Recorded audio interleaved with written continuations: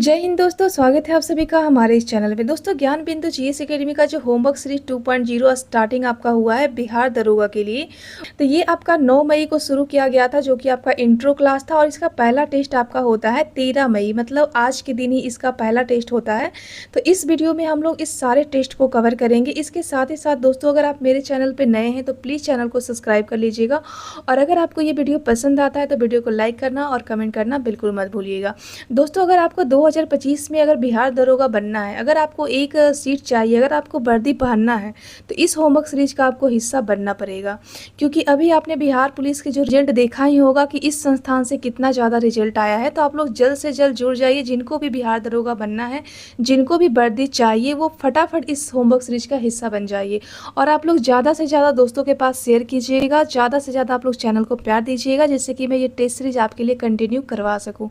तो चलिए आज का टेस्ट हम लोग यहाँ पे स्टार्ट करते हैं। यहाँ पे पहला क्वेश्चन है कि योग महोत्सव 2025 का आयोजन कौन सा शहर करेगा। देखिए, अभी हाल ही में योग महोत्सव 2025 का आयोजन किया जाना है और इसका आयोजन नासिक, जो कि महाराष्ट्र के नासिक में किया जाएगा। तो आप लोग इसको ध्यान रखिएगा। बात अगर हम लोग योग दिवस की करते हैं, ध्यान रखिएगा, प्रत्येक साल 21 जून को योग दिवस के रूप में मनाया जाता है। और सबसे पहले 2014 में यूएनए के द्वारा ये घोषणा किया गया था कि हम लोग योग दिवस के रूप में मनाएंगे, और पहला योग दिवस आपका मनाया गया था 2015 में। तो आप लोग ये डेट भी ध्यान रखिएगा। और यहीं से ध्यान रखिएगा दोस्तों कि 2025 का आपका जो योग दिवस होगा, इसका थीम आपके एग्जाम में पूछा जा सकता है, क्योंकि आपके बिहार दरोगा में वेटलैंड का थीम पूछा गया था। तो इसका थीम भी आप लोग ध्यान रखिएगा। एक पृथ्वी एक स्वास्थ्य के लिए योग, इसका इस बार का थीम है। और ये आपका बनाया जाएगा नासिक महाराष्ट्र में। और इसको किसके द्वारा इसको मनाया जाएगा, तो ध्यान रखिएगा, ये आपका हो जाएगा आयुष मंत्रालय, जिसके वर्तमान में मंत्री आपके हो जाएंगे प्रताप राव जाधव। तो इनका नाम भी आप लोग ध्यान रखिएगा। और इस वीडियो को आप लोग दोस्तों ज़्यादा से ज़्यादा दोस्तों के पास शेयर कीजिएगा, सपोर्ट कीजिएगा, जिससे कि मैं आगे भी आपके लिए टेस्ट सीरीज कंटिन्यू करवा सकूं। नेक्स्ट क्वेश्चन है कि भारत सरकार ने 4 खिलाड़ियों को उत्कृष्ट प्रदर्शन के लिए मेजर ध्यानचंद खेल रत्न पुरस्कार 2024 से सम्मानित किए जाने की घोषणा की है। इस संदर्भ में निम्नलिखित में से कितने युग्म सही सुमेलित हैं। देखिए, यहाँ पे मेजर ध्यानचंद खेल रत्न पुरस्कार के बारे में पूछा गया है, जो कि 2024 को घोषणा किया गया था, लेकिन 2025 को इसको प्रोवाइड किया गया था। तो गुकेश टी को भी दिया गया था, आपके हरमनप्रीत सिंह जिनका संबंध हॉकी से, इनको भी हाल ही में दिया गया था, प्रवीण कुमार जो कि पैरा एथलीट है, और मनु भाकर निशानेबाजी। तो ये चारों को दिया गया। तो ध्यान रखिएगा, खेल के क्षेत्र में सबसे उत्कृष्ट पुरस्कार कोई होता है तो ये आपके मेजर ध्यानचंद पुरस्कार ही होते हैं। इसकी शुरुआत याद रखिएगा कि 1951-52 में इसे शुरू किया गया था। उस समय इसे राजीव गांधी खेल रत्न पुरस्कार के नाम से जाना जाता था। बाद में 2021 में इसका नाम चेंज किया गया। और ये क्वेश्चन एग्जाम में पूछा गया है कि इसका नाम कब बदल के मेजर ध्यानचंद के नाम पे रखा गया है। वैसे इसमें आपका 25 लाख रुपए आपको पुरस्कार के तौर पे दिया जाता है। और ये आपका डेटा भी बिहार दरोगा में पूछा हुआ क्वेश्चन है, तो आप लोग ये डेटा भी ध्यान रखिएगा। वैसे मेजर ध्यानचंद से ध्यान रखिएगा दोस्तों, मेजर ध्यानचंद का जो संबंध था ना, वो हॉकी से था, इसीलिए इनको भारत में हॉकी के जादूगर के रूप में भी हम लोग जानते हैं। ठीक है, वहीं पे मनु भाकर का ध्यान रखिएगा दोस्तों। अभी हाल ही में आपका ओलंपिक का आयोजन किया जाता है आपका फ्रांस के पेरिस में, सीन नदी के किनारे। तो यहाँ पे भारत की तरफ से कितने लोगों ने मेडल जीता है, तो ये आप लोग कमेंट बॉक्स में जरूर बताइएगा। तो वहाँ पे भारत की तरफ से मेडल जीतने वाली पहली कोई महिला थी, तो ये आपके मनु भाकर हो जाएंगी। इन्होंने 2 मेडल जीता है, और दोनों के दोनों इनका कांस्य पदक ही है। ठीक है, तो इनका नाम ध्यान रखिएगा, इनका काम भी ध्यान रखिएगा। नेक्स्ट क्वेश्चन है कि 18वीं प्रवासी भारतीय दिवस 2025 का आयोजन कहाँ पे आयोजित किया गया है। देखिए, अभी हाल ही में 2025 में 18वां प्रवासी दिवस का आयोजन किया गया था आपका उड़ीसा के भुवनेश्वर में। तो आप लोग इसको ध्यान रखिएगा।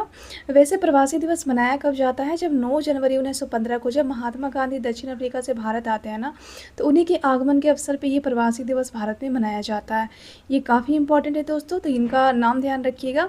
वैसे नई दिल्ली से ध्यान रखिएगा दोस्तों कि अभी हाल ही में जो है ना, सौर ऊर्जा से चलने वाला पहला विधानसभा घोषित किया गया है नई दिल्ली को, मई में ही इसको घोषित किया गया है। साथ ही साथ ध्यान रखिएगा कि अभी हाल ही में भारतीय ग्रामीण आपका सम्मेलन का आयोजन हो रहा था, जिसका उद्घाटन नरेंद्र मोदी जी के द्वारा किया गया था। तो वो भी यहीं पे किया गया था। राष्ट्रीय युवा महोत्सव हुआ था, उसका आयोजन भी यहीं पे हुआ है। आपका जो 2+2 वार्ता हो गया, या फिर विश्व पुस्तक मेला का जो आयोजन था ना, ये सभी का सभी नई दिल्ली में आपको देखने को मिलता है। बेंगलुरु से ध्यान रखिएगा कि अभी हाल ही में 2025 में बेंगलुरु में आपका बनाया गया था एरो एशिया का शो, जो कि एशिया का सबसे बड़ा शो है, उसका आयोजन अभी हाल ही में बेंगलुरु में किया गया था। तो आप लोग इसको भी ध्यान रखिएगा। नेक्स्ट क्वेश्चन है कि समाचार पत्रों की सुर्खियों में रहे भारत पोल का संबंध निम्नलिखित में से किससे है। देखिए अभी हाल ही में न्यूज में आपका भारत पोल था, तो इसका संबंध पूछा गया है। तो ये आपका हो जाएगा भ्रष्टाचार निवारक तंत्र से इसका संबंध हो जाएगा। और इसको लॉन्च किसके द्वारा किया गया है, तो ध्यान रखिएगा सीबीआई के द्वारा किया गया। वैसे भ्रष्टाचार से ध्यान रखिएगा दोस्तों कि विश्व में एक भ्रष्टाचार बोध सूचकांक जारी किया जाता है, जो कि 2024 में जारी किया गया था, जिसमें इंडिया का जो स्थान था ना वो 96 नंबर का था।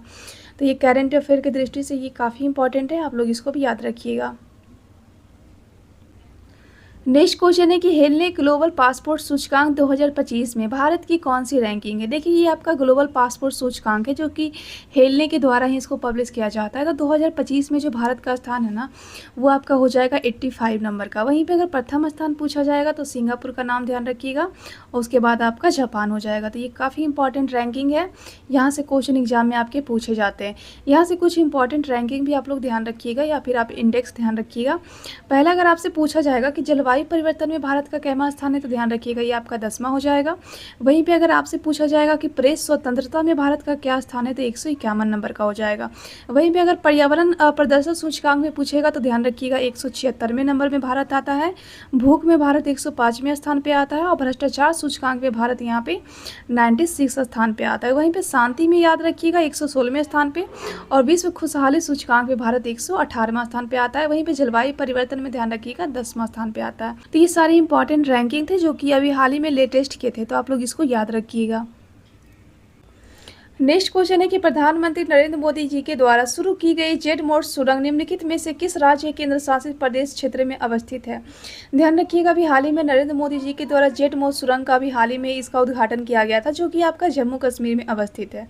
तो 20 का राइट आंसर हो जाएगा। यहाँ से कुछ इंपॉर्टेंट सुरंग या फिर ब्रिज थे जो कि आपके 2024-25 में चर्चे में थे, तो आप लोग उसको भी ध्यान रखिएगा। पहला तो आप लोग ध्यान रखिएगा दोस्तों सेला सुरंग। देखिए सेला सुरंग के बारे में भी एग्जाम में क्वेश्चन पूछा हुआ था, जो लेटेस्ट का एग्जाम आया था ना उसमें ये क्वेश्चन पूछा हुआ था। तो सेला सुरंग से ध्यान रखिएगा ये आपका अरुणाचल प्रदेश और असम को ये जोड़ती है, कनेक्ट करती है, ठीक है। वहीं पे एक अभी सुदर्शन ब्रिज के बारे में भी पूछा गया था कि वो आपको ओखा से लेके जो द्वारिका है ना उसको जोड़ेगा, और ये है कहाँ पे, तो गुजरात में है। वहीं पे भारत का पहला ऊर्ध्वाधर ब्रिज बनाया गया था, ठीक है। ये आपका भारत की जो मुख्य भूमि है ना इससे ये रामेश्वरम को जोड़ेगी। तो ये काफ़ी इंपॉर्टेंट ब्रिज है, पुल है, जिसको आपको ध्यान में रखना है, तो आप लोग इसको भी याद रखिएगा। नेक्स्ट क्वेश्चन है कि बहुभाषी ई श्रम पोर्टल असंगठित क्षेत्रों के श्रमिकों को निम्नलिखित में से किस भाषा में विभिन्न सरकारी योजनाओं की जानकारी निर्बाध रूप से उपलब्ध करवाएगी। देखिए ये आपका असंगठित क्षेत्र है, एक आपका संगठित क्षेत्र होता है। संगठित क्षेत्र उसे कहते हैं जहाँ पे एक गारंटी होती है कि अगर आप रिटायर होते हैं तो वहाँ पे आपको पेंशन वगैरह दिए जाते हैं, ठीक है। तो जैसे कि बड़े बड़े कंपनी हो गया या फिर आपके जो भी सरकारी वगैरह जो होते हैं ना वो सब के सब संगठित के अंतर्गत आते हैं। असंगठित तो वैसे क्षेत्र होते हैं जहाँ पे काम की कोई ज़्यादा गारंटी नहीं होती है, जैसे कि जो सब्जी बेच रहे हैं या भी छोटे मोटे जो व्यवसाय कर रहे हैं ना, ये सभी के सभी असंगठित क्षेत्र में आते हैं, ठीक है। इनको यहाँ पे सैलरी नहीं मिलता है। तो इसी असंगठित क्षेत्र के जो श्रमिक है ना उनके लिए एक पोर्टल शुरू किया गया ई श्रम पोर्टल, जो कि बहुभाषी में है। तो इसमें जो बहुभाषी है इसका संबंध किससे हो जाएगा, तो ये आपका अनुसूची जो 8वीं अनुसूची में जो 22 भाषा है ना उसमें इसका वर्णन किया गया है। तो 22 के 22 भाषाओं में इस पोर्टल को यहाँ पे लॉन्च किया गया। तो आप लोग इसको भी ध्यान रखिएगा दोस्तों। बात अगर हम लोग 8वीं अनुसूची की करते हैं तो यहाँ से ध्यान रखिए काफ़ी क्वेश्चन यहाँ पे से आते हैं और लोग काफ़ी ज़्यादा यहाँ से फंसते भी हैं, तो आप लोग इसको अच्छी तरीके से कवर कर लीजिएगा। पहली बात तो ये पूछा जाता है कि मूल संविधान में हमारी जो 8वीं अनुसूची थी, आपको तो पता होगा कि 1 से लेकर 8 तक जो अनुसूचियाँ थी वो हमारे मूल संविधान में थी। बाद में 9वीं अनुसूची जो है वो आपका पहले संविधान संशोधन के तहत उसको ऐड किया गया था, जिसमें आपका भूमि सुधार का वर्णन है। यहाँ पे आपको जो 8वीं अनुसूची है ना यहाँ पे 22 भाषाओं का वर्णन था, लेकिन मूल संविधान में यहाँ पे सिर्फ 14 भाषाएं थी। यहाँ पे 8 भाषाओं को यहाँ पे ऐड किया गया था। पहला इसके लिए संविधान संशोधन आपका होता है 21वां संविधान संशोधन 1967। इसके तहत जो है यहाँ पे सिंधी भाषा को शामिल किया गया था। दूसरा आपका होता है 71वां, जो कि आपका 1992 में होता है। यहाँ पे आपको नमक ध्यान रखिएगा, नमक, न से नेपाली, म से आप लोग मणिपुरी और का से आप लोग कोंकणी ध्यान रखिएगा। तीसरा ध्यान रखिएगा कि 12वां संविधान संशोधन 2003 होता है। इसके द्वारा 4 भाषाओं को जोड़ा गया था, जिसमें आपका एक तो आ जाएगा बोडो डोंगरी, और तीसरा आपका संथाली, और चौथा ध्यान रखिएगा मैथिली। वैसे मैथिली से क्वेश्चन आया था दोस्तों कि हिंदी भाषा की ऐसी कौन सी बोली है बिहार के संदर्भ संदर्भ में, जिसको संविधान के 8वीं अनुसूची में शामिल किया गया है। तो ध्यान रखिएगा ये आपका मैथिली हो जाएगा, तो आप लोग इसको भी याद रखिएगा। और हिंदी से ध्यान रखिएगा दोस्तों कि हमारी जो राजभाषा है ना, ये हिंदी है और लिपि हमारी देवनागरी है। लेकिन हिंदी को हिंदी के रूप में एक्सेप्ट कब किया गया था? तो ये आपका 14 सितंबर 1949 को किया गया था। इसीलिए 14 सितंबर को राष्ट्रीय हिंदी दिवस के रूप में मनाया जाता है। वहीं पे अगर विश्व हिंदी दिवस पूछेगा तो ध्यान रखिएगा ये आपका 10 जनवरी को मनाया जाता है। वैसे ये आपका जो राजभाषा है ना, इससे आर्टिकल भी ध्यान रखिएगा, आर्टिकल 343 से लेकर आर्टिकल 351 तक के जितने भी राजभाषा से संबंधित जो वर्णन है ना, वो आपको यहीं पे देखने को मिलेगा। तो आप लोग इसको भी याद रखिएगा। और ये वीडियो आपको दोस्तों कैसा लगता है कमेंट में ज़रूर बताइएगा। नेक्स्ट क्वेश्चन है कि संयुक्त राज्य अमेरिका के 47 में राष्ट्रपति डोनाल्ड ट्रंप के शपथ ग्रहण समारोह में भारत का प्रतिनिधित्व किसने किया है? देखिए, अभी हाल ही में आपको पता होगा कि अमेरिका में जो राष्ट्रपति का चुनाव हुआ था, वहाँ पे डोनाल्ड ट्रंप जो थे वो फिर से आ गए हैं सत्ता में, जो कि 47 नंबर के राष्ट्रपति बने हैं। समारोह हो रहा था इनके शपथ ग्रहण का, तो भारत की तरफ ना आपके विदेश मंत्री जो एस जयशंकर थे, उन्होंने यहाँ पे पार्टिसिपेट करा था। तो सी इसका राइट आंसर हो जाएगा। तो आप लोग इसको भी ध्यान रखिएगा। नेक्स्ट क्वेश्चन है कि राष्ट्रीय हल्दी बोर्ड हालिया दिनों में समाचार पत्रों की सुर्खियों में रहा है। इसके बारे में निम्नलिखित में से कौन सा कथन सही नहीं है? देखिए, राष्ट्रीय हल्दी बोर्ड के बारे में पूछा गया है कि यहाँ पे कौन सा कथन सही नहीं है पूछा गया है ना। पहला है कि इसका उद्घाटन 14 जनवरी 2025 को किया गया, ये तो आपका बिल्कुल सही हो जाएगा। पल्ले गंगा रेड्डी राष्ट्रीय हल्दी बोर्ड के पहले अध्यक्ष बने हैं, ये भी आपका बिल्कुल सही हो जाएगा।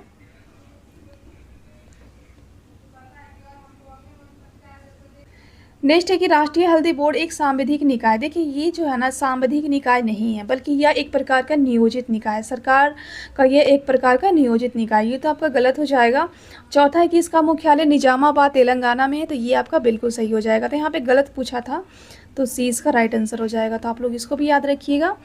नेक्स्ट क्वेश्चन है कि भारत का पहला artificial intelligent AI data centre park किस राज्य में स्थित है? देखिए, भारत का पहला आर्टिफिशियल मतलब एआई आधारित डेटा सेंटर पार्क स्थापित किया जा रहा है, ये आपका छत्तीसगढ़ हो जाएगा। तो डी इसका राइट आंसर हो जाएगा। वहीं पे एआई से अगर क्वेश्चन पूछा जाएगा दोस्तों कि भारत का पहला एआई आधारित शहर कौन सा बना है, तो ध्यान रखिएगा ये आपका लखनऊ बना है। और एआई आधारित एक अभी हाल ही में एक टीचर लॉन्च की गई थी, उनका आप लोग नाम बताइएगा। और एआई आधारित एक आपका मूवी आया था, इरा मूवी आया था, इस मूवी का नाम भी ध्यान रखिएगा। और एआई आधारित सबसे पहला सम्मेलन आपका किया गया था ब्रिटेन के द्वारा, ठीक है। और अब वर्तमान में भी इसका सम्मेलन किया गया, शायद दूसरा या तीसरा नंबर का होगा। तो आप लोग कमेंट में बताइएगा कि ये जो एआई संबंधित जो सम्मेलन है ना, इसका मेज़बानी कौन सा देश किया है। तो आप लोग ये कमेंट में ज़रूर बताइएगा। यहाँ से बोर्ड से भी ध्यान रखिएगा दोस्तों कि अगर आपसे मखाना बोर्ड पूछा जाएगा तो ध्यान रखिएगा बिहार में इसको स्थापित किया जाएगा। इस बार का जो 2025-26 का जो बजट इस बार जो पेश किया गया था ना, उसमें बताया गया था कि जो मखाना बोर्ड है ना, उसकी स्थापना बिहार में किया जाएगा। क्योंकि बिहार जो है वो 100% अगर इंडिया में मखाना का उत्पादन होता है ना, तो उसमें अकेले 70+ % जो उत्पादन है ना, वो सिर्फ बिहार करता है। इसलिए बिहार में इसको स्थापित करने की बात की गई है। तो आप लोग उसको याद रखिएगा। नेक्स्ट क्वेश्चन है कि किस मंत्रालय ने भारत की हरित हाइड्रोजन प्रमाणन योजना शुरू की है? तो अभी हाल ही में किस मंत्रालय के द्वारा हरित हाइड्रोजन प्रमाणन योजना शुरू किया गया है? तो ध्यान रखिएगा ये आपका शुरू किया गया है नवीन एवं नवीकरणीय ऊर्जा मंत्रालय के द्वारा। तो आपका सी इसका राइट आंसर हो जाएगा। नवीकरणीय उसे कहते हैं जिसको हम लोग यूज तो कर रहे हैं, बट उसके समाप्त होने की जो संभावना है ना, वो थोड़ा लेट से होती है। जैसे कि सौर ऊर्जा को हम लोग बहुत यूज कर सकते हैं, ये जल्दी समाप्त नहीं होगी।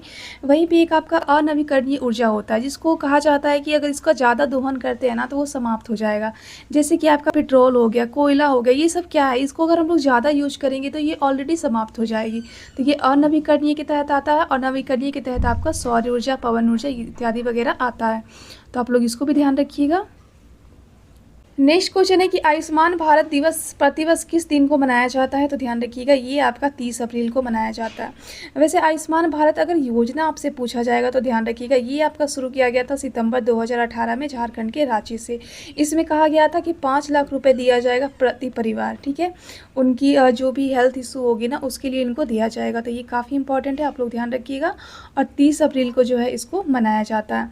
और यहाँ से आप लोग बताइएगा दोस्तों कि प्रधानमंत्री जनधन योजना की शुरुआत कब की गई थी, और दूसरा बताइएगा कि सुभद्रा योजना की शुरुआत कब की गई थी। तो दोनों का दोनों मैं आपको ऑलरेडी पिछले वाले टेस्ट में कवर करवा दी हूँ, तो आप लोग यहाँ पे ज़रूर बताइएगा।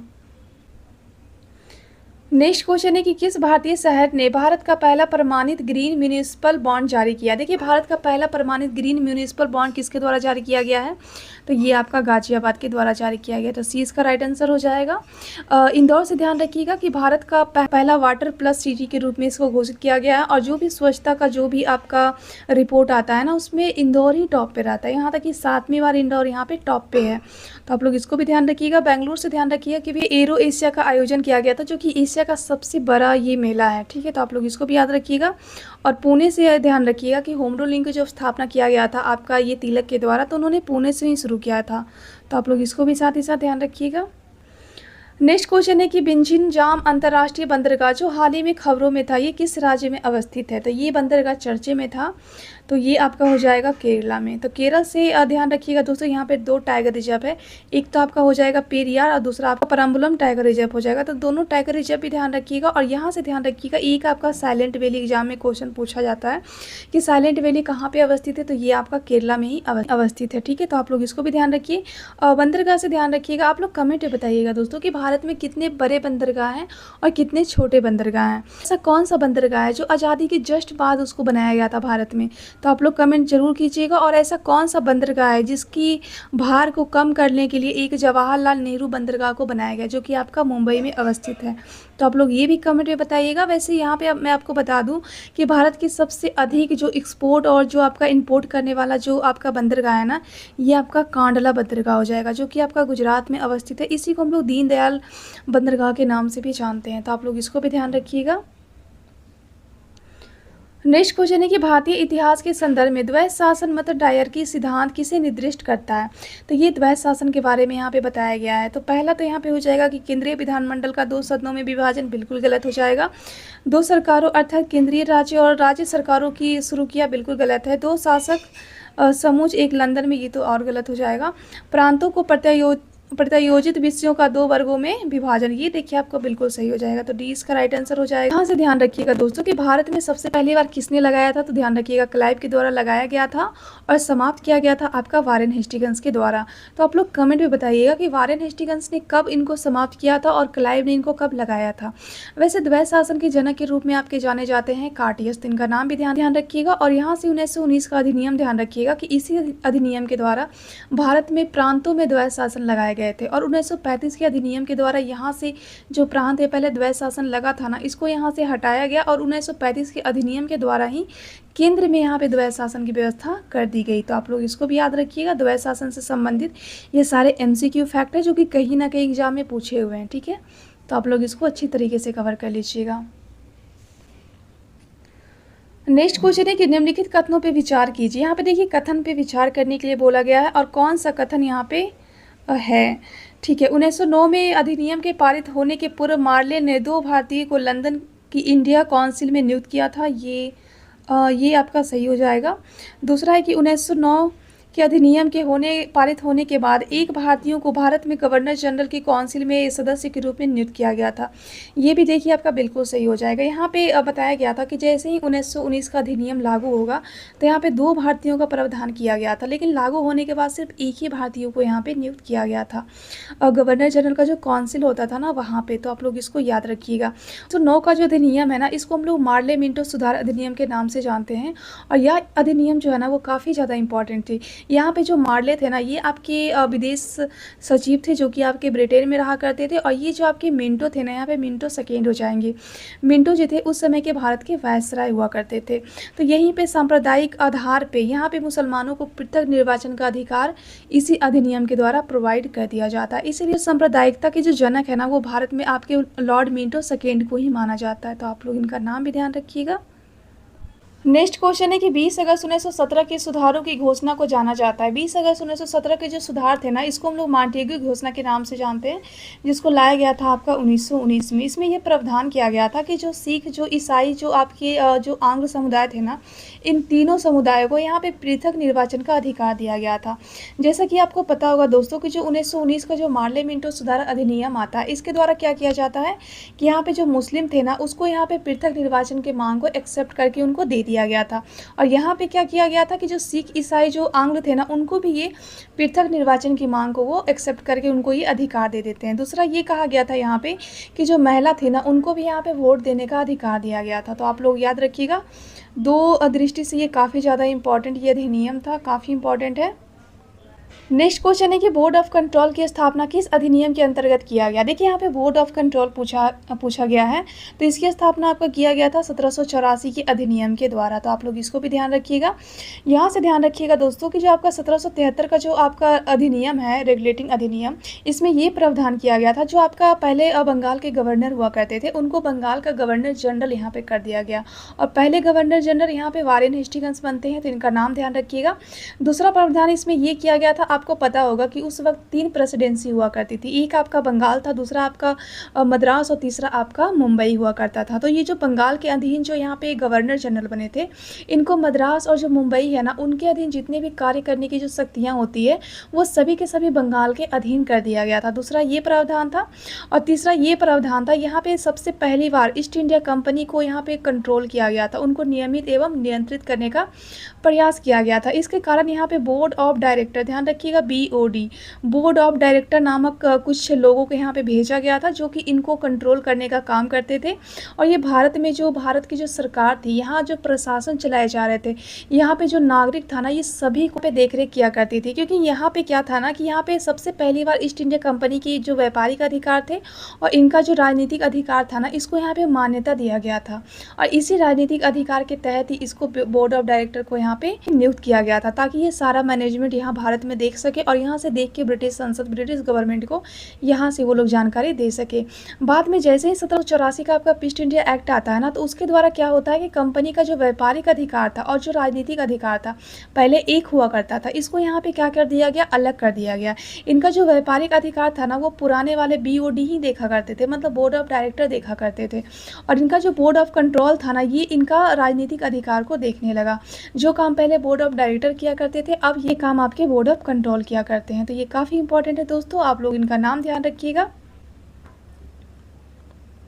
यहाँ से 1781 का अधिनियम ध्यान रखिएगा दोस्तों। जो आपका 1773 का जो रेगुलेटिंग एक्ट आता है ना, इसकी कमियों को दूर करने के लिए एक्ट ऑफ सेटलमेंट लाया जाता है 1781 का अधिनियम। और 1813 के अधिनियम से ध्यान रखिएगा कि इसी अधिनियम में सबसे पहली बार यहाँ पे शिक्षा के लिए 1 लाख रुपए खर्च करने का प्रावधान किया गया था। और 1784 तो मैं आपको बता ही दी हूँ कि इसी के तहत बोर्ड ऑफ कंट्रोल की स्थापना होती है। तो डी इसका राइट आंसर हो जाएगा, तो आप लोग उसको ध्यान रखिएगा। नेक्स्ट क्वेश्चन है कि महारानी विक्टोरिया की उद्घोषणा 1858 का उद्देश्य क्या है। सबसे पहले तो ये ध्यान रखिए कि आपका 1857 का जो आपका जो क्रांति होता है, तो इसमें काफ़ी ज़्यादा भारत में उपद्रव बच जाते हैं। इसके बाद क्या होता है कि 1858 का एक अधिनियम पारित किया जाता है, भारत शासन अधिनियम। इसके द्वारा जो ईस्ट इंडिया कंपनी पहले शासन किया करती थी, जो कि इनके पास पहले राजनीतिक अधिकार थोड़ा बहुत था, व्यापारिक अधिकार इनके पास जो थोड़ा बहुत था, इनको सबको ख़त्म करके इनका जो भी अधिकार है ना भारत में, वो सभी के सभी आपके चले जाते हैं ब्रिटेन की सत्ता के पास। जहाँ पे वहाँ पे महारानी का शासन हुआ करता था, वो ब्रिटिश सरकार के पास ये सारे पावर्स चले जाती हैं। तो वहाँ पे महारानी ने कुछ उद्घोषणा की थी। पहला उद्घोषणा है कि भारतीय राज्यों को ब्रिटिश साम्राज्य में मिलाने के किसी भी विचार का परित्याग करना, ये तो बिल्कुल सही हो जाएगा। दूसरा है कि भारतीय प्रशासन को ब्रिटिश क्राउन के अंतर्गत रखना, तो भारतीय प्रशासन को ये भी बिल्कुल सही हो जाएगा, क्योंकि पहले जो प्रशासन हुआ करता था वो ईस्ट इंडिया कंपनी के अधीन था। अब प्रशासन किसके अधीन हो जाएगा, तो ये आपके ब्रिटिश क्राउन के अंतर्गत ये कार्य करेंगे, ठीक है। तीसरा है कि भारत के साथ ईस्ट इंडिया कंपनी के व्यापार का नियमन करना। देखिए ये आपका भारत के साथ व्यापार का नियमन करना बिल्कुल भी नहीं था, तो ये आपका गलत हो जाएगा। तो नियमन करना, तो ये आपका गलत हो जाएगा, क्योंकि ईस्ट इंडिया कंपनी का जो अधिकार था ना, वो 1813 का अधिनियम, ध्यान रखिएगा, 1813 के अधिनियम के तहत ही भारत में जो ईस्ट इंडिया कंपनी के जो भी व्यापारिक अधिकार थे, जो उनका एकाधिकार था, उसको यहाँ पे समाप्त कर दिया गया था। तो यहाँ पे सही उत्तर पूछा गया है, तो 1 और 3, मतलब कि सी इसका राइट आंसर हो जाएगा। तो आप लोग इसको भी ध्यान रखिएगा दोस्तों।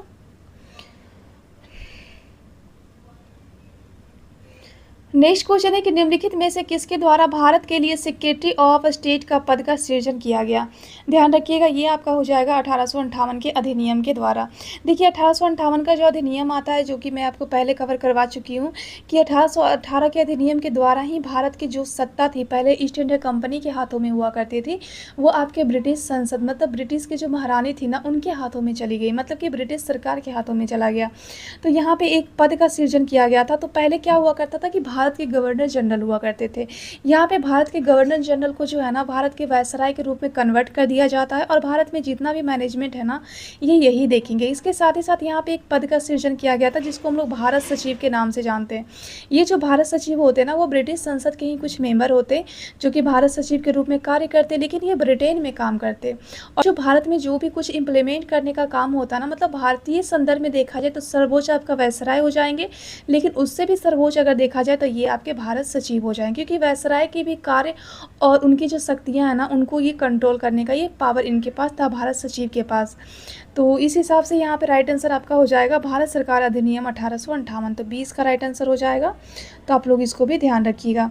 वहीं पे 1861 का जो अधिनियम था ना, इसके द्वारा अध्यादेश जारी करने का अधिकार दिया गया था पहली बार, और पोर्टफोलियो की बात सबसे पहली बार यहीं पे किया गया था। वहीं पे मार्ले मिंटो सुधार की बात करते हैं तो 1909 में आता है, जिसमें पहली बार पृथक निर्वाचन मंडल की बात किया गया था मुसलमानों के संदर्भ में। और मांटेगू चेम्सफोर्ड जो सुधार आता है 1919 में, जहाँ पे सिख, ईसाई और जो आंग्ल समुदाय होते हैं ना, इनको पृथक निर्वाचन का यहाँ पे अधिकार दे दिया जाता है। तो आप लोग इसको भी ध्यान रखिएगा। नेक्स्ट क्वेश्चन है कि 1919 के भारत शासन अधिनियम की निम्नलिखित में से कौन सी प्रमुख विशेषता या विशेषताएं हैं। यहाँ पे देखिए 1919 का भारत शासन अधिनियम पूछा गया है। पहला है कि प्रांतों की कार्यकारिणी सरकार में द्वैध शासन की व्यवस्था। यहाँ पे प्रांतों में तो ये था, प्रांतों में द्वैध शासन की व्यवस्था यहाँ पे किया गया था, ये तो बिल्कुल सही हो जाएगा। दूसरा है कि मुसलमानों के लिए पृथक सांप्रदायिक निर्वाचन मंडलों की व्यवस्था, ये आपका गलत हो जाएगा। देखिए जो मुसलमान थे ना, ये यहाँ पे पृथक निर्वाचन की मांग सबसे पहले करते हैं 1908 के अमृतसर के वो अपने अधिवेशन में, लेकिन इसको स्वीकृति कब दिया जाता है तो 1909 में दिया जाता है। ये आपका मार्ले मिंटो सुधार अधिनियम आता है। जिस समय मार्ले उस समय भारत सचिव होते हैं और मिंटो उस समय भारत के वायसराय होते हैं, इसलिए मिंटो को सांप्रदायिक निर्वाचन के जनक के रूप में भी भारत में उनको जाना जाता है। ठीक है, तो ये तो आपका बिल्कुल गलत हो जाएगा। तीसरा है कि केंद्र द्वारा प्रांतों को विधायनी शक्ति का हस्तांतरण।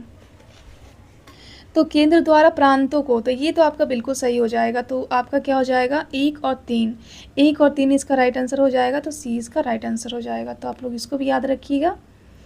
नेक्स्ट क्वेश्चन है कि निम्नलिखित में से भारत सरकार अधिनियम 1919 के बारे में असत्य कथन को चिन्हित कीजिए। यहाँ पे देखिए 1919 का जो अधिनियम है ना, इसके बारे में गलत कथन बोल रहा है। पहला कथन है कि भारत सरकार अधिनियम 1919 में लागू होता है, ये आपका बिल्कुल सही हो जाएगा। दूसरा है कि यह अधिनियम मार्ले मिंटो सुधार अधिनियम के नाम से जाना जाता है, ये आपका गलत हो जाएगा, क्योंकि मार्ले मिंटो आपका आता है 1909 में, तो ये तो आपका गलत हो गया। तीसरा है कि मांटेगू भारत के राज्य सचिव और जो चेम्सफोर्ड थे वो भारत के वायसराय हुआ करते थे, ये आपका बिल्कुल सही हो जाएगा। तीसरा है कि इस अधिनियम में केंद्रीय और प्रांतीय विषयों को अलग कर दिया गया, तो ये भी आपका सही हो जाएगा। तो यहाँ पे आपका राइट आंसर हो जाएगा, क्योंकि असत्य पूछा है तो 20 का राइट आंसर हो जाएगा। तो आप लोग इसको भी ध्यान रखिएगा। नेक्स्ट क्वेश्चन है कि निम्नलिखित में से किस दल ने 1919 के अधिनियम की उपयोगिता में संदेह व्यक्त किया है।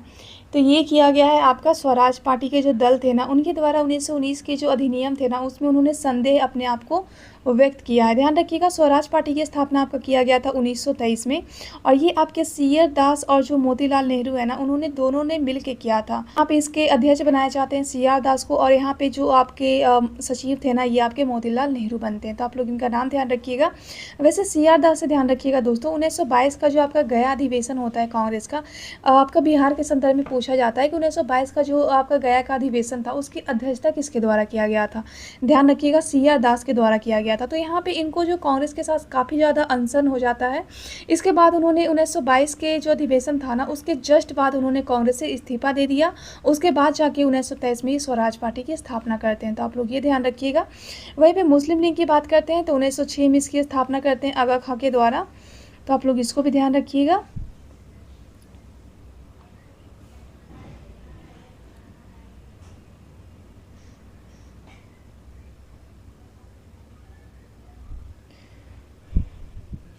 नेक्स्ट क्वेश्चन है कि निम्नलिखित कथनों पे विचार कीजिए। यहाँ पे निम्नलिखित कथन पे बोला गया है, यहाँ पे सही कथन पूछा गया है। पहला कथन है कि चार्टर अधिनियम 1853 के द्वारा ईस्ट इंडिया कंपनी के भारतीय व्यापार के एकाधिकार को उत्साहित किया गया। देखिए 1853 का जो चार्टर अधिनियम था ना, इसके द्वारा कंपनी के जो व्यापारिक अधिकार थे उसको उत्साहित नहीं किया गया था, बल्कि 1813 का जो चार्टर अधिनियम था ना, इसके द्वारा कंपनी के जो पहले एकाधिकार हुआ करते थे कि ईस्ट इंडिया कंपनी ही सिर्फ भारत में व्यापार कर सकती है, उनकी यहाँ पे एकाधिकार को समाप्त कर दिया गया और भारतीय संदर्भ में जो व्यापार करने का प्रावधान था ना, वो अन्य आपके ब्रिटिश के जो कंपनी थे ना, उनको भी यहाँ पे खोल दिया गया। तो एक तो इस हिसाब से गलत हो जाएगा। दूसरा है कि गवर्नमेंट ऑफ इंडिया एक्ट 1858 के अंतर्गत ब्रिटिश संसद ने ईस्ट इंडिया कंपनी को पूर्णतः समाप्त कर भारत में सीधा शासन के लिए उत्तरदायी ग्रहण कर लिए। ये आपका बिल्कुल सही हो जाएगा। जब 1857 की क्रांति होती है ना, तो उसके बाद 1858 में भारत शासन अधिनियम को पारित किया जाता है। इसके बाद जो ईस्ट इंडिया कंपनी के हाथों में पहले सत्ता होती है, यहाँ से सत्ता ट्रांसफ़र हो जाती है महारानी के हाथों में। तो यहाँ पे क्या हो जाएगा, केवल 20 का राइट आंसर हो जाएगा। तो आप लोग इसको भी ध्यान रखिएगा। नेक्स्ट क्वेश्चन है कि निम्नलिखित में से किसने 1935 के अधिनियम के बारे में कहा था कि एक कार है जिसमें ब्रेक तो है लेकिन इंजन नहीं है। तो ये बातें कहा गया था महात्मा गांधी, सॉरी ये आपका जवाहरलाल नेहरू के द्वारा किया गया था। जवाहरलाल नेहरू ने 1935 के अधिनियम के बारे में उन्होंने ये बातें की थी। 1935 का अधिनियम, ध्यान रखिएगा दोस्तों, कि भारत के जो संविधान जब बनाया गया था ना, उसमें अधिकतर जो प्रावधान थे ये आपका 1935 के अधिनियम के द्वारा ही आया है। ठीक है, यहाँ तक कि जो संवर्ती सूची वाला जो विषय है ना, संवर्ती सूची, संघ सूची, राज्य सूची, इसका प्रावधान भी आपका 1935 के अधिनियम के द्वारा ही भारतीय संविधान में इंक्लूड किया गया है।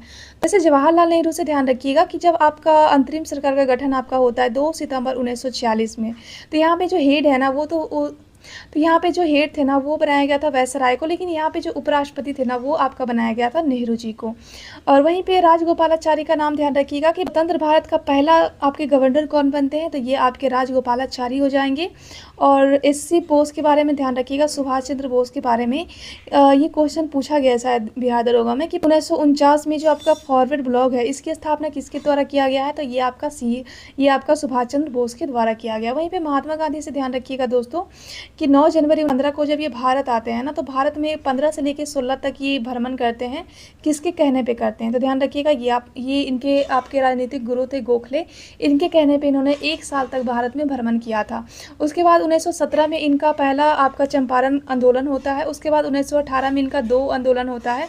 एक तो आपका अहमदाबाद आंदोलन हो जाएगा जो कि प्लेग बोनस के लिए था, और दूसरा आपका खेरा आंदोलन हो जाएगा जो कि प्रत्यक्ष कृषि के लिए आंदोलन था। और यहीं पे सबसे पहली बार अहमदाबाद में ही सबसे पहली बार उन्होंने भूख हड़ताल का प्रयोग किया था। तो आप लोग इसे भी ध्यान रखिएगा। नेक्स्ट क्वेश्चन है कि भारत सरकार अधिनियम 1935 के बारे में क्या सही नहीं है। 1935 के बारे में सही नहीं पूछा गया है। पहला कथन है कि राज्यों में उत्तरदायी शासन स्थापित किया गया था, बिल्कुल सही है, क्योंकि 1919 का जो अधिनियम था ना, इसमें क्या कहा गया था कि राज्यों में द्वैध शासन लगाया गया था। उसके बाद 1935 में आता है ये अधिनियम, इसके द्वारा जो राज्य में द्वैध शासन थे ना, उसको यहाँ से समाप्त करके यहाँ पे आपके केंद्र में द्वैध शासन लगाया गया था। उस हिसाब से राज्यों को यहाँ पे उत्तरदायी शासन स्थापित करने का मौका दिया गया था। दूसरा है कि बंगाल में द्विसदनात्मक विधानमंडल प्रारंभ किया गया था, ये आपका गलत हो जाएगा क्योंकि ये कहानी आपका था 1919 के अधिनियम के द्वारा। तीसरा है कि सांप्रदायिक निर्वाचन व्यवस्था समाप्त कर दी गई थी, ये भी आपका बिल्कुल सही हो जाएगा। चौथा है कि राज्यों के लिए संघ में शामिल होना अनिवार्य था, तो ये भी आपका बिल्कुल सही हो जाएगा। तो यहाँ पे गलत पूछा गया है, मतलब क्या सही नहीं है, तो ये आपका 20 का राइट आंसर हो जाएगा। नेक्स्ट क्वेश्चन है कि सन 1935 के विधेयक के तहत गठित संयुक्त संसदीय समिति के अध्यक्ष थे, जिसके परिणाम स्वरूप भारत सरकार कानून 1935 निर्मित हुआ। तो ये आपके हो जाएंगे लॉर्ड लिंथगो, इनका नाम ध्यान रखिएगा। वैसे आप लोग विंस्टन चर्चिल का नाम ध्यान रखिएगा दोस्तों कि जब उन्होंने महात्मा गांधी से मिला था, तब उन्होंने महात्मा गांधी को अदनंगा फ़कीर कह के उन्होंने संबोधित किया था। ये क्वेश्चन आपका एग्जाम में कहीं ना कहीं पूछा गया है, ठीक है। वहीं पे जेम्स मैकडोनाल्ड का नाम ध्यान रखिएगा। इन्हीं के टाइम में आपका गोलमेज सम्मेलन होता है, तीनों का तीनों। एक तो आपका 1930 में होता है, 31 में होता है, 32 में होता है, तीनों का तीनों इन्हीं के टाइम में होता है।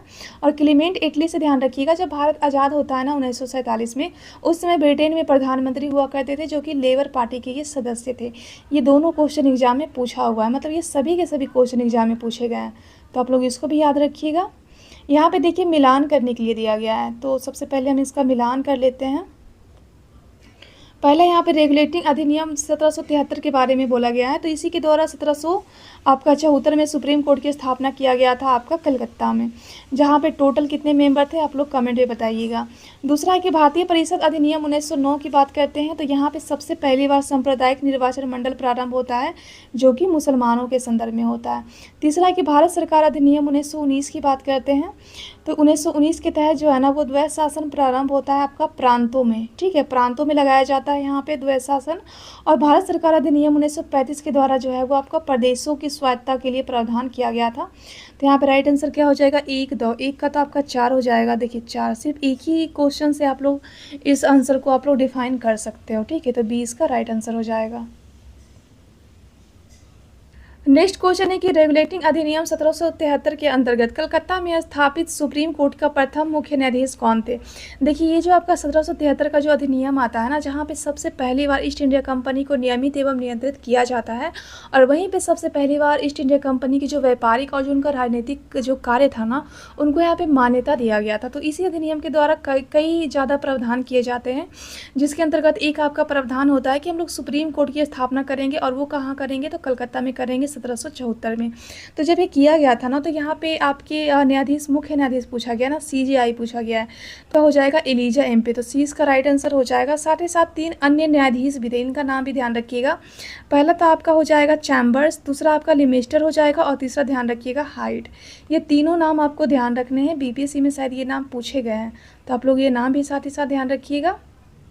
नेक्स्ट क्वेश्चन है कि किस अधिनियम के द्वारा बंगाल में सर्वोच्च न्यायालय की स्थापना की गई है। तो अभी हमने देखा है कि रेगुलेटिंग अधिनियम 1773 के द्वारा 1774 में इसकी स्थापना कर दी गई थी। नेक्स्ट है कि निम्नलिखित में से कौन रेगुलेटिंग अधिनियम में दिए गए गवर्नर जनरल की काउंसिल का सदस्य नहीं था। तो ये आपका हो जाएगा, काउंसिल के सदस्य नहीं आपके हो जाएंगे ले मास्टर, ठीक है। तो सी इसका राइट आंसर हो जाएगा। तो आप लोग इनका नाम भी ध्यान रखिएगा। नेक्स्ट क्वेश्चन है कि 1773 में पारित किस अधिनियम के द्वारा ईस्ट इंडिया कंपनी के कार्यकलापों को ब्रिटिश शासन के नियंत्रण में लाया गया था। ध्यान रखिएगा, ये आपका हो जाएगा रॉलेट अधिनियम, जो कि आपका आता है 1919 में सिडनी रॉलेट के द्वारा इसको पेश किया जाता है। और इसी अधिनियम को महात्मा गांधी के द्वारा काला कानून के नाम से भी जाना जाता है। और इसी के बाद जो है महात्मा गांधी ने एक सत्याग्रह किया था, जिसे हम लोग रॉलेट सत्याग्रह के रूप में भी जानते हैं। इस रॉलेट एक्ट के तहत क्या किया जाता था कि किसी को भी शक के आधार पर उनको गिरफ्तार कर लिया जाता था, और उनकी जो अपील होती थी ना वो बंद कमरों में होती थी। इसीलिए इसको हम लोग ना अपील, ना दलील और ना वकील वाले कानून के रूप में हम लोग इसको जानते हैं। वहीं पे रेगुलेटिंग ध्यान रखिएगा 1773 में आता है अस्थायी बंदोबस्त, जो कि आपका कॉर्नवालिस के द्वारा शुरू किया जाता है 1793 में। और ईस्ट इंडिया एक्ट आपका आता है 1784 में। तो आप लोग इसको भी ध्यान रखिएगा।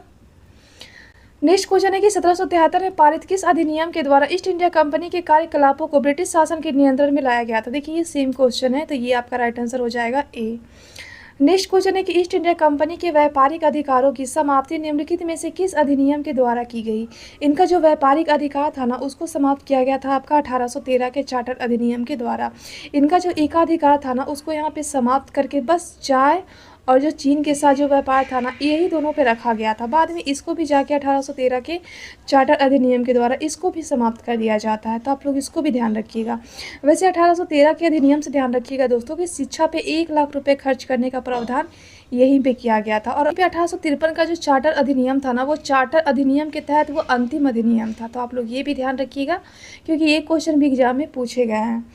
नेक्स्ट क्वेश्चन है कि ब्रिटिश ईस्ट इंडिया कंपनी ने चाय के व्यापारिक अधिकार को कब खो दिया। तो 1813 के चार्टर अधिनियम के तहत ही चाय और चीन के साथ व्यापार इनको मिला था, लेकिन यहाँ पे खोया पूछा गया है ना, तो 1833 का चार्टर अधिनियम हो जाएगा। तो आप लोग इसको भी ध्यान रखिएगा। नेक्स्ट क्वेश्चन है कि किस अधिनियम के द्वारा ब्रिटिश सरकार ने ईस्ट इंडिया कंपनी का चाय एवं चीन का जो व्यापार है ना, इसका एकाधिकार को समाप्त कर दिया। तो सेम क्वेश्चन है, चार्टर अधिनियम 1833 के द्वारा चाय और चीन का जो अधिकार है, जो कि 1813 में सिर्फ दिया गया था, उसको 1833 में जाकर समाप्त कर दिया। नेक्स्ट क्वेश्चन है कि चार्टर अधिनियम 1833 में निम्न प्रावधानों में से कौन सा एक अधिनियम था। तो देखिए ये एक अधिनियम था जो पूछा गया है। तो ये ईस्ट इंडिया कंपनी की जो व्यापारिक गतिविधियों का नियंत्रण करना, तो ये तो आपका बिल्कुल सही हो जाएगा। दूसरा है कि काउंसिल में परम सत्ताधारी के पदनाम को भारत के गवर्नर जनरल का पदनाम, तो ये तो आपका बिल्कुल सही हो जाएगा। आपका तीसरा हो जाएगा कि काउंसिल के गवर्नर जनरल की विधिकर्ता को सभी शक्तियाँ प्रदान करना, तो ये देखिए ये भी आपका सही हो जाएगा। यहाँ पे देखिए नहीं पूछा गया है। चौथा देख लेते हैं। चौथा है कि गवर्नर जनरल की काउंसिल में विधि सदस्य के रूप में भारतीयों की नीति, ये आपका बिल्कुल गलत हो जाएगा। काउंसिल में विधि सदस्य के रूप में नियुक्त तो किया गया था, बट भारतीयों को नहीं किया गया था। यहाँ पे ध्यान रखिएगा, यहाँ पे एक विधि आयोग का गठन आपका किया जाता है 1834 में, जो कि मैकाले को इनका अध्यक्ष बनाया जाता है। तो आप लोग इनका नाम भी ध्यान रखिएगा। नेक्स्ट क्वेश्चन है कि किस अधिनियम ने भारतवासियों को अपने देश के प्रशासन में कुछ हिस्सा लेने को संभव बनाया। तो ये अधिनियम आपका था 1853 के चार्टर अधिनियम के तहत ही भारतवासियों को अपने प्रशासन में हिस्सा लेना यहाँ पे संभव बनाया। वैसे चार्टर अधिनियम के तहत यह अंतिम चार्टर था, तो आप लोग इसको भी ध्यान रखिएगा। नेक्स्ट क्वेश्चन है कि भारत में पहली बार लोक सेवा आयोग की स्थापना किस अधिनियम से हुई और वह कौन सा था। यहाँ पे देखिए लोक सेवा आयोग के बारे में पूछा गया है, तो ये आपका हो जाएगा 1919 के अधिनियम के द्वारा। देखिए भारत में 1919 के अधिनियम के द्वारा ये प्रावधान किया गया था, जो सिविल सर्विस का जो एग्ज़ाम पहले इंग्लैंड में हुआ करता था, उसके साथ यहाँ पे इंडिया में भी इसका एग्ज़ाम हो, और सबसे पहली बार एग्ज़ाम आपका 1922 में किया गया था। और ये लागू कब होता है ये अधिनियम, तो 1921 में होता है। तो आप लोग इसको भी ध्यान रखिएगा। वहीं पर 1909 के अधिनियम को हम लोग मार्लियामेंटो सुधार अधिनियम के नाम से जानते हैं, और 1935 के अधिनियम के द्वारा भारतीय संविधान में काफ़ी ज़्यादा प्रावधान को डाला गया था। तो आप लोग इसको भी ध्यान रखिएगा। नेक्स्ट क्वेश्चन है कि लोक सेवाओं की परीक्षा इंग्लैंड के साथ भारत में एक साथ कराने की संस्तुति निम्नलिखित में से किसके द्वारा किया गया। तो ये आपका हो जाएगा 1919 के अधिनियम, जिसको हम लोग मॉन्टेग्यू चेम्सफोर्ड रिपोर्ट के नाम से भी जानते हैं। तो इसी के आधार पे भारत में भी इसके एग्जाम की प्रावधान के बारे में प्रावधान कर दिया गया था। वैसे सिविल सेवा से ध्यान रखिएगा दोस्तों कि भारत में जो सिविल सेवा आयोग की जो स्थापना है ना, जो संघीय सिविल सेवा आयोग की स्थापना है, ये आपका 1919 के अधिनियम के द्वारा किया गया था। लेकिन यहाँ पे एक कमीशन भी एग्जाम में पूछा जाता है, ली कमीशन, इनका नाम ध्यान रखिएगा। और इसके बाद 1926 में भारत में सिविल सेवा आयोग की स्थापना कर दी जाती है, तो आपको याद रखिएगा। नेक्स्ट क्वेश्चन है कि लोक सेवाओं की परीक्षा इंग्लैंड तथा भारत में एक साथ कराने की संस्तुति निम्नलिखित में किसके द्वारा किया गया। ये देखिए सेम क्वेश्चन है आपका, है सी इसका राइट आंसर हो जाएगा। नेक्स्ट क्वेश्चन है कि 1858 में भारत में वित्तीय प्रशासन का सर्वोपरि नियंत्रण निम्नलिखित में से किस में निहित था। यह हो जाएगा 1858 का जो अधिनियम आता है, जिसे हम लोग कहते हैं भारत शासन अधिनियम, तो ये आपका हो जाएगा ब्रिटिश पार्लियामेंट में ये निहित था। तो 20 का राइट आंसर हो जाएगा।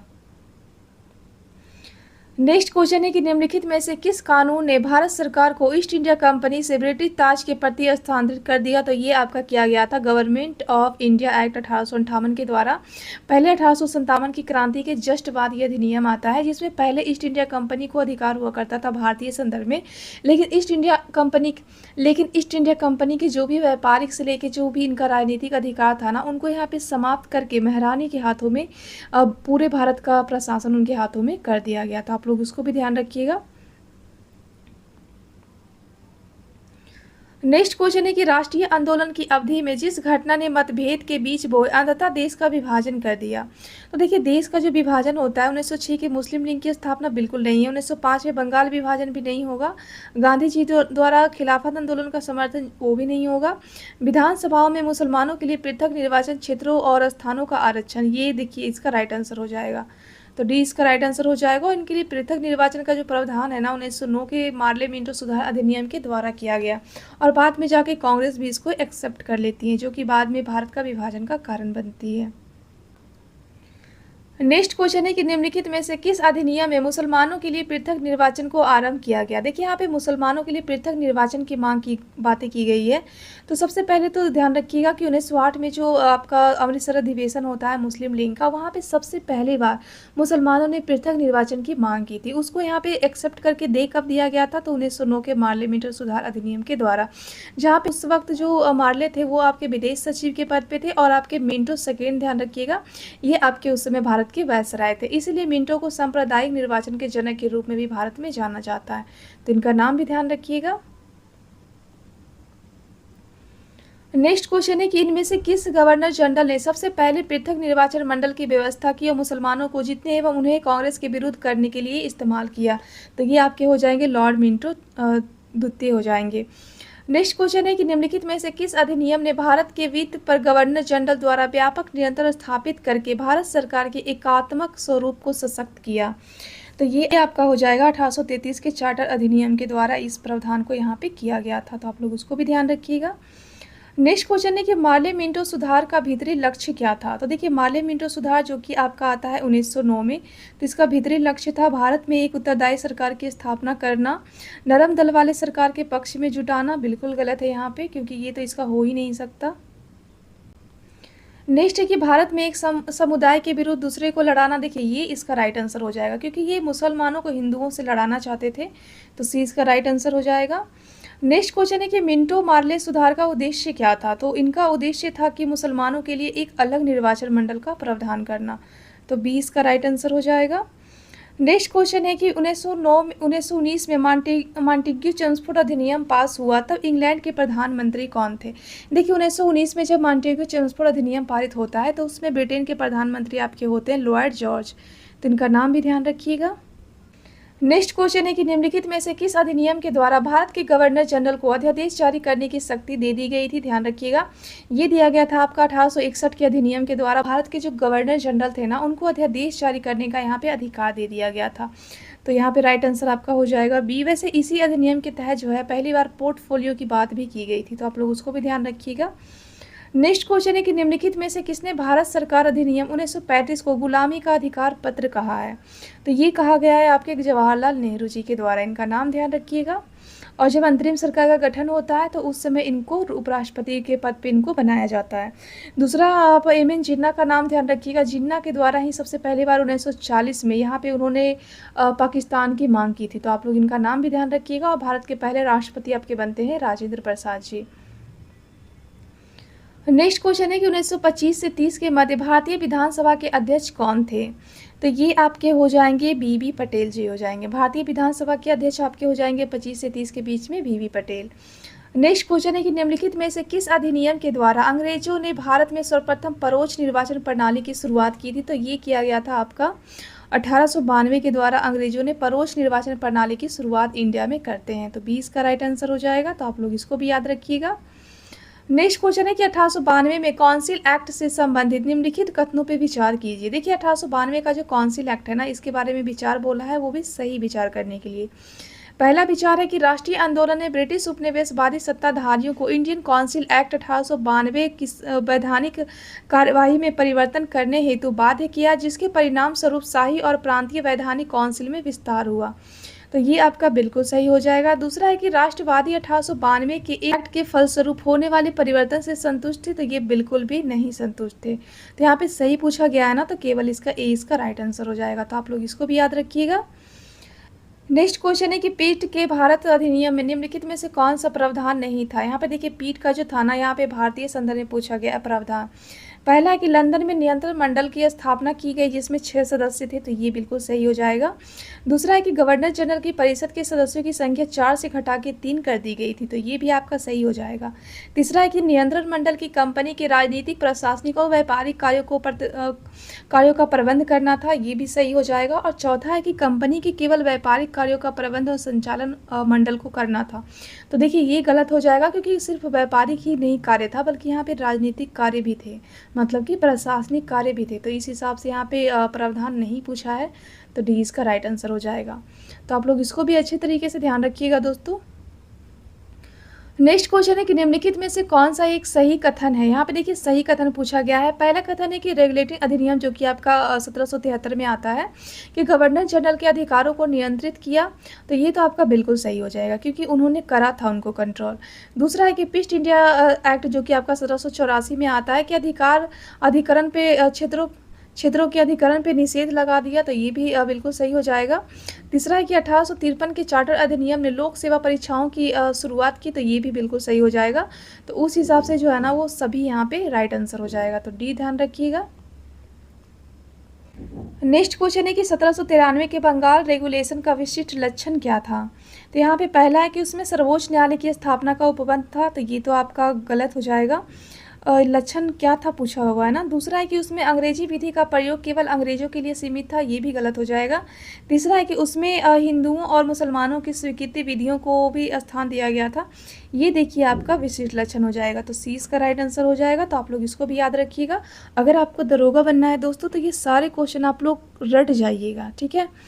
नेक्स्ट क्वेश्चन है कि निम्नलिखित में से किस अधिनियम के तहत लॉर्ड कॉर्नवालिस को अपनी काउंसिल के फैसले को रद्द करने का अधिकार दिया गया था? तो ये आपका दिया गया था 1786 के अधिनियम के द्वारा। देखिए पहले जो भी गवर्नर हुआ करते थे या फिर जो गवर्नर जनरल हुआ करते थे, जो जैसा कि आपका 1773 का रेगुलेटिंग एक्ट आता है, जहाँ पे बंगाल के गवर्नर को गवर्नर जनरल के पद पे जो है इनको आसीन कर दिया जाता है। उसके बाद जब 1786 का जब अधिनियम आता है ना, क्योंकि यहाँ पे काउंसिल बनाया जाता है इनकी हेल्प के लिए, गवर्नर की हेल्प के लिए, तो ये जो काउंसिल होती थी ना, इनकी बातें को इनको मानना पड़ता था। लेकिन 1786 में इनको ये राइट दिया गया कि अगर आपको मर्जी नहीं है तब भी आप इसके बात को ना मान सकते हैं।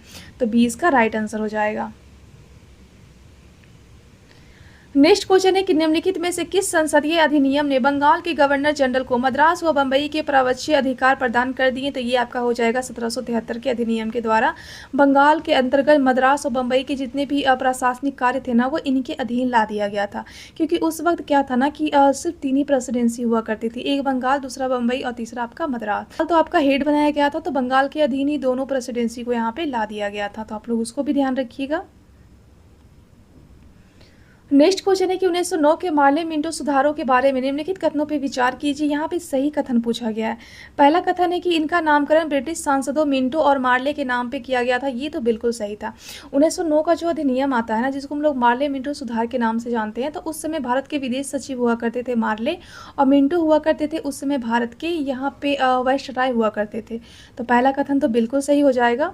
दूसरा है कि इनमें विधान परिषदों में निर्वाचित भारतीयों की संख्या में वृद्धि कर सीमित स्वशासन का उपबंध किया गया था, भी आपका बिल्कुल सही हो जाएगा। तीसरा है कि इनमें से उपबंध अंतर्विष्ट थे जिनमें से यह सुनिश्चित हुआ कि ब्रिटिश अधिकारी इंपीरियल विधान परिषद में अपना बहुमत बनाए रखेंगे। देखिए यहाँ पे तीनों का तीनों सही हो जाएगा, तो डी इसका राइट आंसर हो जाएगा।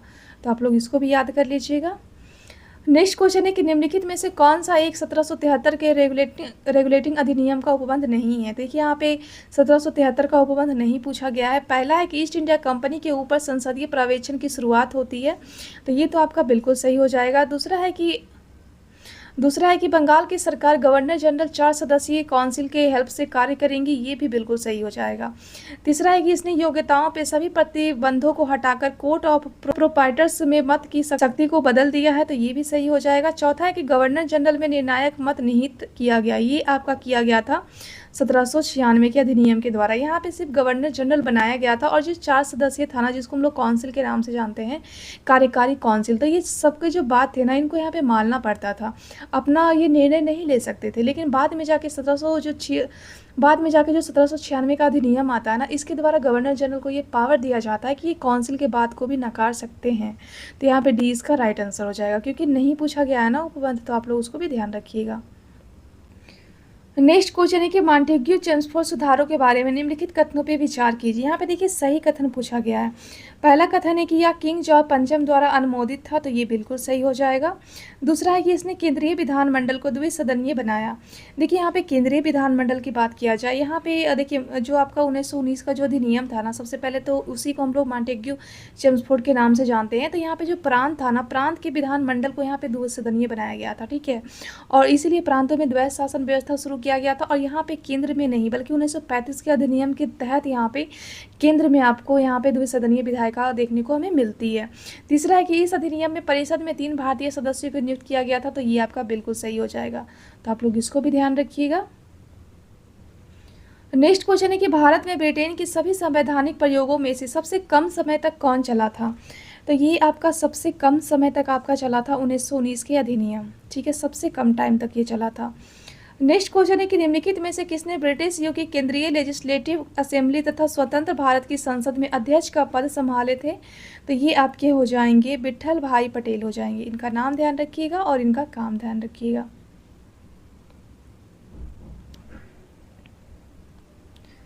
नेक्स्ट क्वेश्चन है कि रिक्त स्थान की पूर्ति कीजिए कि बंगाल में, बिहार में और भूमि पे किराएदारों के अधिकार को बंगाल किराएदारी अधिनियम द्वारा कब किया गया? देखिए बंगाल का जो किराएदारी अधिनियम है ना, ये आपका लाया जाता है 1885 में, तो ए इसका राइट आंसर हो जाएगा। और ये आपका बिहार मतलब बीपीएससी में ये क्वेश्चन शायद पूछा गया है, ठीक है, तो आप लोग इसको अच्छी तरीके से रट लीजिएगा। नेक्स्ट क्वेश्चन है कि निम्नलिखित में से कौन सा कथन यहाँ पे सही है। देखिए यहाँ पे सही कथन पूछा गया है। पहला है कि रेगुलेटिंग अधिनियम ने गवर्नर जनरल के अधिकारों को नियंत्रित किया था, तो ये तो आपका बिल्कुल सही हो जाएगा। दूसरा है कि ईस्ट इंडिया एक्ट ने क्षेत्रों के अधिकार का निषेध किया था, तो ये भी सही हो जाएगा। देखिए ये आपका पिछला का ही रिपीट क्वेश्चन है, तो यहाँ पे आपका राइट आंसर डी हो जाएगा, क्योंकि सभी के सभी यहाँ पे सही थे। नेक्स्ट क्वेश्चन है कि 1919 में जब मॉन्टेग्यू चेम्सफोर्ड अधिनियम पास हुआ तब इंग्लैंड के प्रधानमंत्री कौन थे। ये भी आपका रिपीटेड क्वेश्चन है, तो ए इसका राइट आंसर हो जाएगा। नेक्स्ट क्वेश्चन है कि निम्नलिखित में से किस अधिनियम ने भारत के वित्त पर गवर्नर जनरल द्वारा व्यापक नियंत्रण स्थापित करके भारत सरकार के एकात्मक स्वरूप को सशक्त किया था। ये भी देखिए ये भी आपका रिपीटेड क्वेश्चन ही है, तो आप लोग इसको भी ध्यान रखिएगा, डी इसका राइट आंसर हो जाएगा। नेक्स्ट क्वेश्चन है कि राष्ट्रीय आंदोलन की अवधि में जिस घटना ने मतभेद के बीच बोए अंततः देश का विभाजन हुआ। देखिए सेम आपका रिपीट ही क्वेश्चन है, इसका राइट आंसर आपका डी हो जाएगा। तो इसमें इस बार काफ़ी ज़्यादा रिपीट किया गया है क्वेश्चन। नेक्स्ट क्वेश्चन है कि निम्नलिखित में से किस कानून ने भारत सरकार को ईस्ट इंडिया कंपनी से ब्रिटिश ताज के प्रति स्थानांतरित किया था। तो देखिए ये भी आपका रिपीटेड क्वेश्चन ही है, 1858 का अधिनियम हो जाएगा। नेक्स्ट क्वेश्चन है कि लोक सेवाओं की परीक्षा इंग्लैंड से भारत में ट्रांसफर करने की संशोधित। देखिए ये भी सेम आपका रिपीट क्वेश्चन है, मॉन्टेग्यू चेम्सफोर्ड हो जाएगा, सी इसका राइट आंसर हो जाएगा। तो काफ़ी ज़्यादा क्वेश्चन यहाँ पे रिपीट किया गया है। नेक्स्ट क्वेश्चन है कि भारत सरकार अधिनियम 1935 की मुख्य बातें क्या है। यहाँ पे मुख्य बातें पूछा गया है। पहला तो एक संघ का प्रावधान, बिल्कुल सही हो जाएगा। प्रांतों में स्वायत्तता दिया गया था, बिल्कुल सही है, क्योंकि 1919 का जो अधिनियम था ना, वहाँ पे प्रांतों में द्वैध शासन लगाया गया था। 1935 के अधिनियम के द्वारा प्रांतों से द्वैध शासन को हटा के प्रांतों को स्वायत्तता दे के यहाँ पे केंद्र में द्वैध शासन लगाया गया था, उस हिसाब से ये भी आपका सही हो जाएगा। तीसरा है कि प्रांतों में द्वैध शासन की प्रस्तावना, तो ये गलत हो जाएगा, क्योंकि ये 1919 के अधिनियम ये प्रावधान था। चौथा है कि केंद्रीय विधायिका को संप्रभुता प्रदान करना, तो ये गलत हो जाएगा, क्योंकि यहाँ पे केंद्रीय विधानसभा को यहाँ पे संप्रभुता नहीं बल्कि यहाँ पे द्वैध शासन लगाया गया था। तो इस हिसाब से राइट आंसर आपका हो जाएगा 1, 2, सिर्फ 1 और 2 इसका राइट आंसर हो जाएगा। तो ए इसका राइट आंसर हो जाएगा। नेक्स्ट क्वेश्चन है कि निम्नलिखित कथनों पर विचार कीजिए कि गवर्नमेंट ऑफ इंडिया एक्ट 1935 में क्या था। प्रांतीय स्वशासन का उपबंध था, बिल्कुल सही है। संघीय न्यायालय का प्रावधान था। केंद्र में अखिल भारतीय संघ का उपबंध था, तो यहाँ पे डी इसका राइट आंसर हो जाएगा।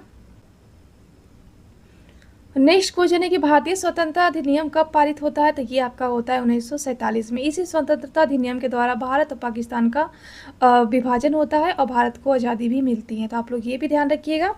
दोस्तों यहाँ पे मैंने आपका 75 क्वेश्चन कवर करवा दिया है। तो ये वीडियो आपको कैसा लगा दोस्तों कमेंट पे ज़रूर बताइएगा, और इसका PDF आपको मेरे टेलीग्राम पर मिल जाएगा, तो जाके आप लोग वहाँ पर भी चेकआउट कर लीजिएगा। और प्लीज़ आप लोग ज़्यादा से ज़्यादा चैनल को सपोर्ट कीजिएगा, आप लोग प्यार दीजिएगा। तो चलिए मिलते हैं हम लोग नेक्स्ट वीडियो में।